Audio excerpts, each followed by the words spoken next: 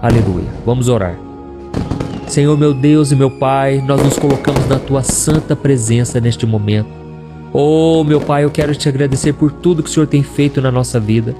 Obrigado, meu Deus, pela nossa família, pela nossa casa, pelo nosso trabalho. Obrigado, Pai, pelo sustento do Senhor, seja financeiramente, seja emocionalmente, em todas as áreas, o Senhor tem nos sustentado. Pai, eu te agradeço também pelos livramentos que nós vemos e até mesmo aqueles que nem ficamos sabendo. O Senhor tem nos livrado a cada dia. Livrado, meu Pai, de acidentes, livrado também de tentações. Quantas vezes, meu Pai, o inimigo tentou fazer com que a gente caísse, mas o Senhor nos sustentou de pé. O Senhor é bom, Pai. O Senhor é misericordioso. O Senhor é fiel. E por isso, meu Pai, eu te agradeço pela vida deste irmão e desta irmã.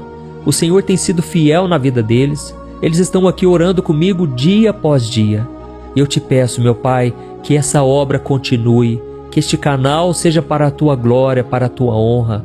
Senhor, nós reconhecemos que muitas vezes somos impacientes. Muitas vezes, meu Pai, a gente fica inquieto, a gente começa a agir pela carne e damos lugar ao diabo.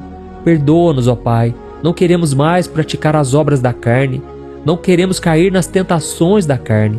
Queremos ser fiéis, queremos ser santos, Pai. Não somos perfeitos, mas queremos andar na Tua presença. E por isso, Senhor, eu te peço, capacita-nos, ó Deus. A Tua palavra diz, tudo posso naquele que me fortalece. Ó Senhor, fortaleça a nossa fé, para que a gente nunca mais duvide do Teu poder, do Teu amor, da Tua fidelidade. Pai, muitas vezes o inimigo sopra na mente desses irmãos, dizendo que o Senhor já os abandonou, que o Senhor não os ama, que o Senhor não está com eles. É mentira de Satanás. Senhor, neste momento eu repreendo toda a voz do inimigo na mente, no coração dos meus irmãos. Senhor, meu Pai, blinda a nossa vida. Nós usamos neste momento o escudo da fé e te pedimos, meu Pai, abençoa a nossa vida, abençoa o nosso lar, a nossa família. Pai, neste momento eu estendo as minhas mãos e eu peço, Senhor, que a graça, o Teu poder e a Tua unção quebre todo jugo, todo mal na vida dessa pessoa e desta família e desta casa. Senhor, que a partir de hoje o Senhor nos livre das aflições, que o Senhor nos capacite a fazermos a Tua vontade até o fim e que a gente não desista no meio do caminho, que a gente não desista dos nossos sonhos nem das Tuas promessas, mas que em vez disso a gente comece a declarar vitórias. Oh, meu Pai, coloque em nossos lábios, Pai, hinos de louvor, palavras de vitória, porque é isso que o Senhor tem para cada um de nós. O Senhor Jesus mesmo disse que veio a este mundo para nos dar uma vida e uma vida em abundância. Por isso, Jesus, nós tomamos posse de todas as Suas promessas. E neste momento, a cura do Senhor, a cura física, emocional e a salvação do Senhor entra na nossa vida e no nosso coração, não somente hoje, mas para todo sempre. Em nome de Jesus que eu oro e te agradeço. Amém. Glória a Deus. Vocês sabem de todo o coração que todas as boas promessas do Senhor, seu Deus, se cumpriram. Nenhuma delas falhou.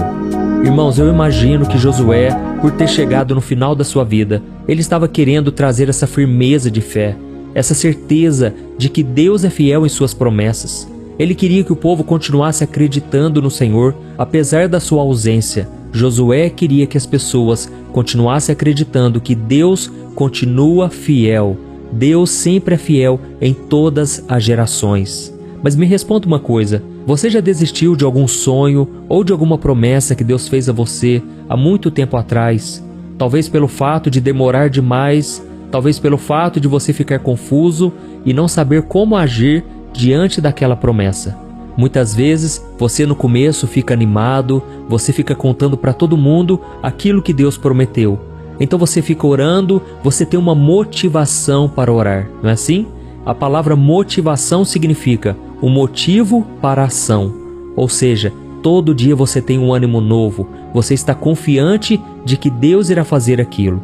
Só que, irmãos, o tempo passa, as situações parecem que não mudam, parece então que a sua fé vai esmorecendo a cada dia.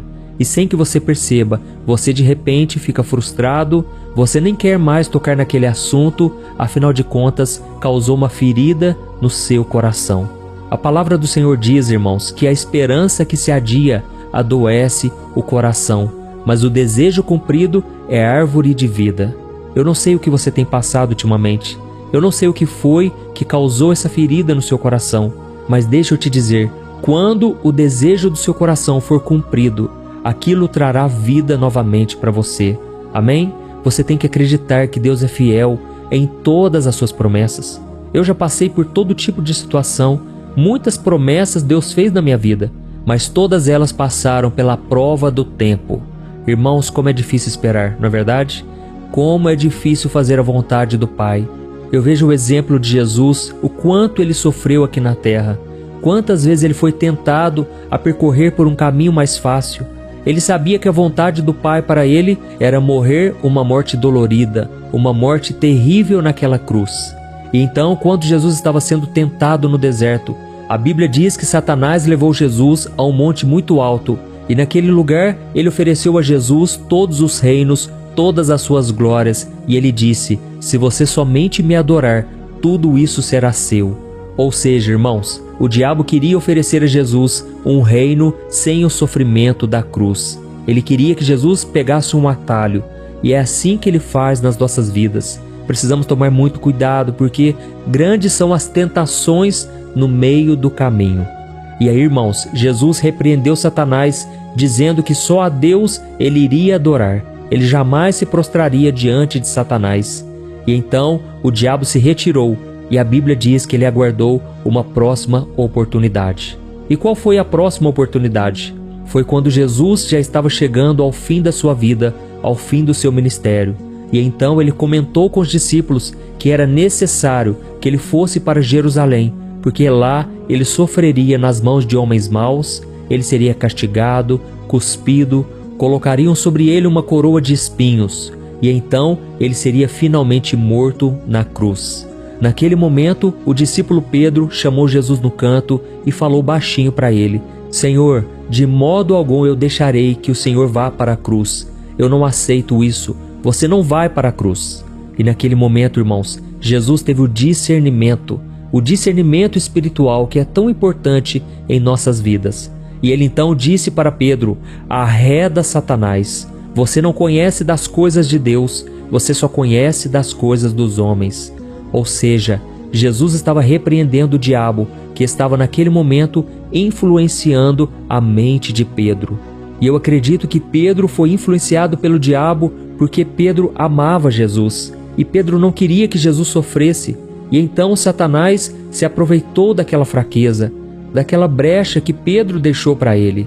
Ou então pode ser que Pedro, assim como todos os judeus naquela época, eles estavam esperando um Messias, um escolhido de Deus que seria vitorioso, que ajudaria o povo judeu a se libertar dos seus inimigos, principalmente dos romanos que dominavam sobre eles naquela época. E assim como todos os judeus estavam esperando um Messias vitorioso, Pedro também pensava assim. Pedro tinha uma visão limitada sobre Cristo. Provavelmente ele achava que Jesus, por ser o Messias, o Filho de Deus, ele não deveria sofrer, pelo contrário, ele seria vitorioso aqui na terra. Mas acontece, irmãos, que Jesus não veio para implementar um reino terreno, não. Ele veio para nos apresentar o reino celestial. Ele veio para colocar dentro de nós o reino de Deus, até o dia em que estaríamos com Cristo para sempre, reinando com Ele por toda a eternidade. Mas você percebe então, irmãos, que o diabo aproveitou a próxima oportunidade? Ele usou a boca de Pedro para tentar fazer Jesus escolher um caminho mais fácil e não ir para a cruz. E então, irmãos, o diabo novamente não conseguiu impedir que Jesus cumprisse a vontade do Pai. Mas então vem o terceiro desafio. Quando Jesus estava no Getsêmani, ele sofreu amargamente. E a Bíblia diz que ele sentia uma dor como se ele estivesse morrendo. Era uma angústia profunda na alma. E ele começou a suar gotas de sangue.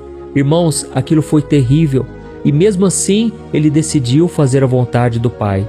Ele chegou a dizer 3 vezes: Pai, se for possível, passa de mim esse cálice. Contudo, que não seja feita a minha vontade, mas a sua. Irmãos, naquele momento, Jesus pisou na cabeça do diabo mais uma vez.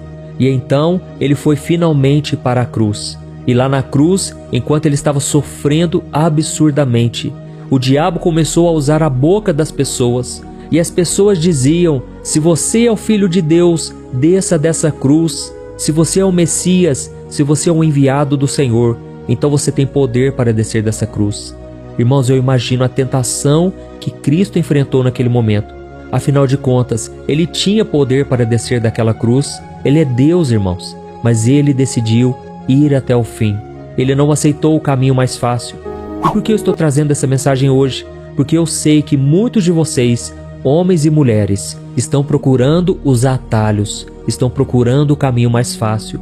Tomem cuidado, irmãos, tenham discernimento espiritual, porque o diabo, ele quer oferecer aquele caminho que te dá um prazer momentâneo, mas que vai te conduzir para as trevas, que vai te conduzir para a morte espiritual. Tome muito cuidado. É por isso que Jesus disse: vigiai e orai, para que não caiais em tentação. Irmãos, grandes são as tentações, mas Deus já proveu o livramento. Deus já sabe como te dar a vitória, mas agora você precisa decidir esperar no Senhor e fazer a sua vontade. Amém? Irmãos, eu já contei muito aqui das minhas histórias, meus testemunhos, tudo para te fortalecer. Mas eu me lembro de um episódio em que eu estava solteiro, eu estava na fase mais difícil, porque eu ainda tinha 18 anos e eu tinha acabado de me converter. E muitas vezes eu pensava: será que eu vou conseguir resistir às tentações? Será que eu vou conseguir esperar pela minha esposa? Irmãos, eu era virgem, eu estava decidido naquele momento a me guardar sexualmente para minha esposa. Para quando eu conhecesse ela, eu queria dar o meu melhor. Aquele tempo de espera seria o tempo da provação, mas eu sei que Deus me daria vitória. Irmãos, eu me casei com 29 anos e para a glória do Senhor eu consegui resistir. Eu sei que tem pessoas aqui que não conseguiram esperar no Senhor. Eu não estou aqui para apontar o dedo, não estou aqui para dizer que eu sou melhor que você, mas eu estou aqui para dizer que se você se arrependeu, se você já se posicionou e decidiu viver em santidade e proteger o seu corpo do pecado da carne, afinal o seu corpo é templo do Espírito Santo, eu tenho certeza que Deus já te perdoou, Deus promete te abençoar e te recompensar.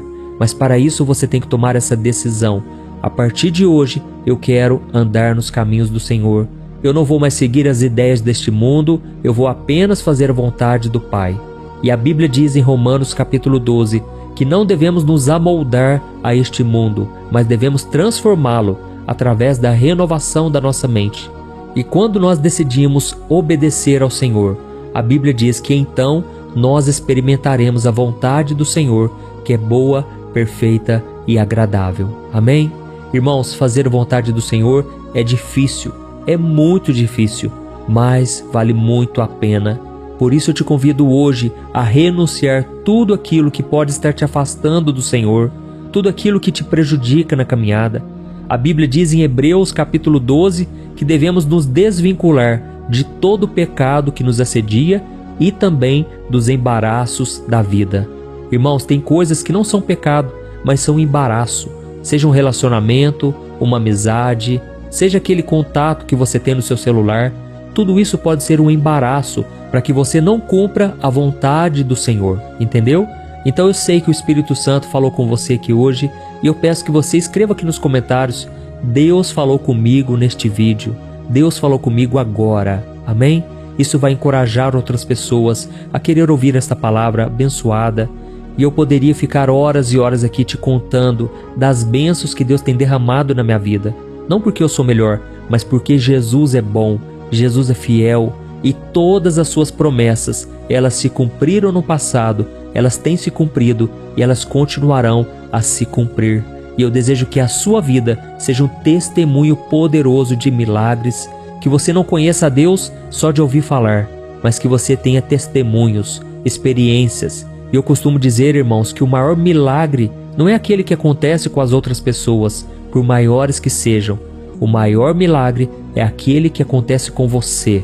Você que antes tinha um coração duro, um coração muito racional, não acreditava nas coisas de Deus e de repente você chega à conclusão: eu vivi um milagre, não tem explicação.